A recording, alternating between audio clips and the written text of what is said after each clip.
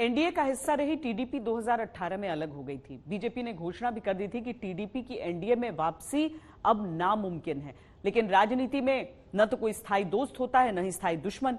2024 के चुनावों से पहले बीजेपी और टीडीपी फिर साथ आए और अब आंध्र प्रदेश में एनडीए की तकदीर बदलती नजर आ रही है। 2019 में जिस आंध्र प्रदेश में बीजेपी का खाता तक नहीं खुला था, वहां एग्जिट पोल के अनुसार राज्य की राजनीति के सारे समीकरण उलटते दिख रहे हैं। आंध्र प्रदेश में एनडीए शानदार जीत की ओर बढ़ती दिख रही है।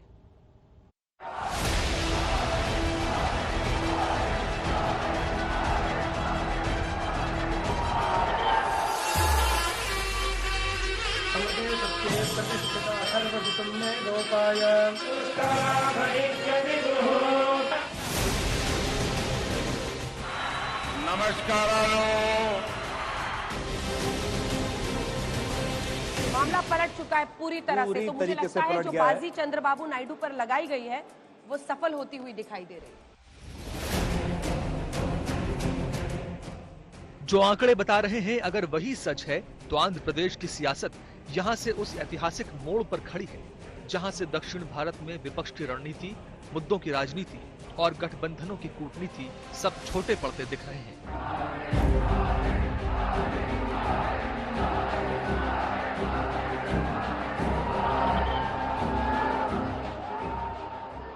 अगर सर्वे के आंकड़े ही परिणाम जैसे साबित हुए तो ब्रांड मोदी का मैजिक आंध्र प्रदेश में भी कमाल कर गया।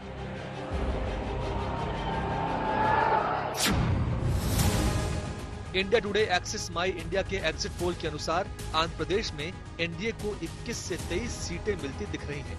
मतलब बीजेपी को 4 से 6 सीटें और टीडीपी को 13 से 15 सीटें मिल सकती हैं।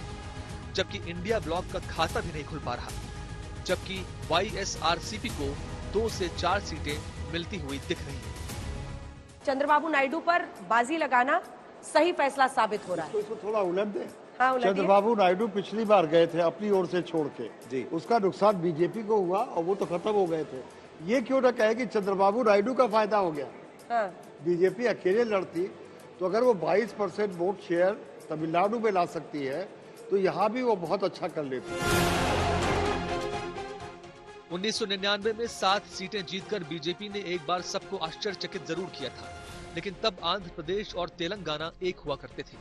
अटल बिहारी वाजपेयी के करिश्मे और तेलुगु देशम के साथ गठबंधन के साथ पार्टी को करगिल विजय का भी खूब फायदा मिला, लेकिन उसके बाद बीजेपी आंध्र प्रदेश में कभी करिश्मा नहीं कर पाई। सारे साउथ की सबसे बड़ी वजह यही है कि भारतीय जनता पार्टी ने ध्यान दिया और वो एक तरह से वही काम मोदी कर रहे हैं जो अटल बिहारी वाजपेयी, आडवाणी या अब तक बीजेपी नहीं कर सकी थी। मोदी ने विंध्या को लांघ दिया है जो किसी समय में अगस्त्य ने किया था आर्यवर्त के लिए। 2014 के चुनाव में टीडीपी ने 15 सीटों पर जीत हासिल की थी, जबकि बीजेपी को 2 सीटों पर जीत मिली। वहीं अलग होने के बाद 2019 के लोकसभा चुनाव में टीडीपी को 3 सीटें ही मिल पाई, जबकि बीजेपी 0 पर आ गई। चंद्रबाबू नायडू एनडीए गठबंधन का कभी मजबूत हिस्सा माने जाते थे, लेकिन आज से 7 साल पहले उन्होंने एनडीए से किनारा कर लिया था। लेकिन जगन मोहन रेड्डी की बढ़ती लोकप्रियता के बीच दोनों को एक दूसरे की जरूरत महसूस हुई और 2024 चुनाव से पहले कई बैठकों के बाद चंद्रबाबू नायडू एनडीए में शामिल हो गए। चंद्रबाबू नायडू के लिए बीजेपी कहा करती थी कि उनके लिए बीजेपी के दरवाजे बंद हैं, लेकिन राजनीति में समझौते की गुंजाइश हमेशा बनी रहती है।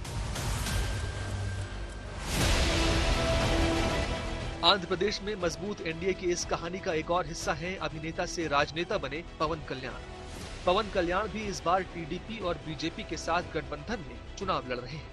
लोकसभा की 3 सीटों पर पवन कल्याण के भी उम्मीदवार इस बार मैदान में हैं। मैं अभी भी कांग्रेस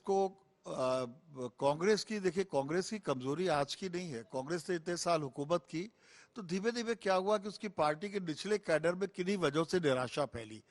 बहुत काम किया है कांग्रेस से, तेलंगाना जीता है उन्होंने, लेकिन अगर आंध्र में उन्हें सीटें नहीं मिल रही हैं तो उसकी वजह यही है कि वो अकेले लड़े और कांग्रेस की अपनी सामर्थ्य टीडीपी प्लस बीजेपी और वाईएसआर कांग्रेस के साथ जूझने की शायद नहीं थी।